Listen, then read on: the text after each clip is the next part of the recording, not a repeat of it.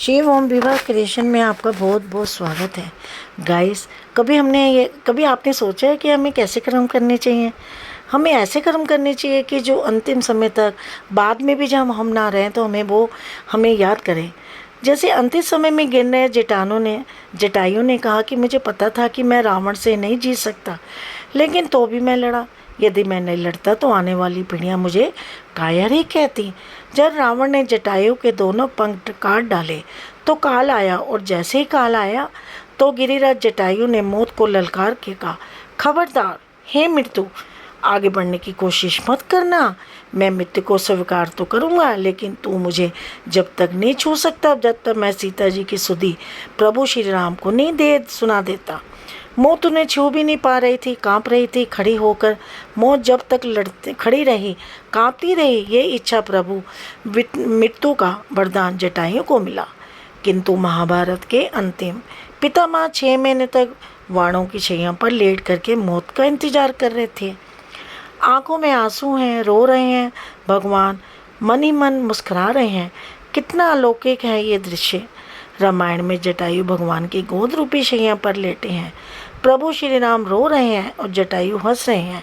वहाँ महाभारत में भीष्म पितामह रो रहे हैं और भगवान श्री कृष्ण हंस रहे हैं। भिन्नता प्रतीत हो रही है कि नहीं। अंत समय में जटायु को प्रभु श्री राम की गोद की शैया मिली, लेकिन भीष्म पिता को मरते समय बाण की शैया ही मिली। ऐसा क्यों? जटायु अपने कर्म के बल पर अंत समय में भगवान की गोद रूपी शैया में प्राण त्याग रहा था। प्रभु श्री राम की शरण में और बाणों पर लेटे लेटे भीष्म पितामह रो रहे थे। ऐसा क्या अंतर हुआ? क्यों हुआ? ऐसा अंतर इसलिए है कि भरे दरबार में भीष्म पितामह ने द्रौपदी की इज्जत को लूटते हुए देखा था। विरोध नहीं कर पाए थे। दुर्योधन को ललकार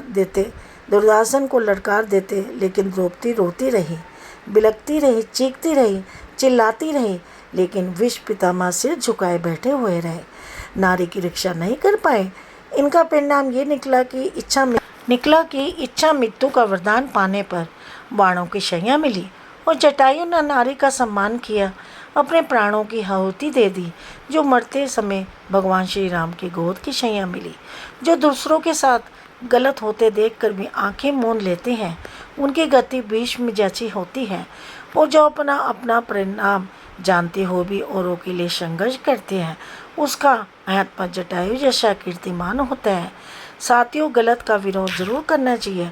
सत्य हम परेशान जरूर करता है, पर पराजित नहीं कर सकता।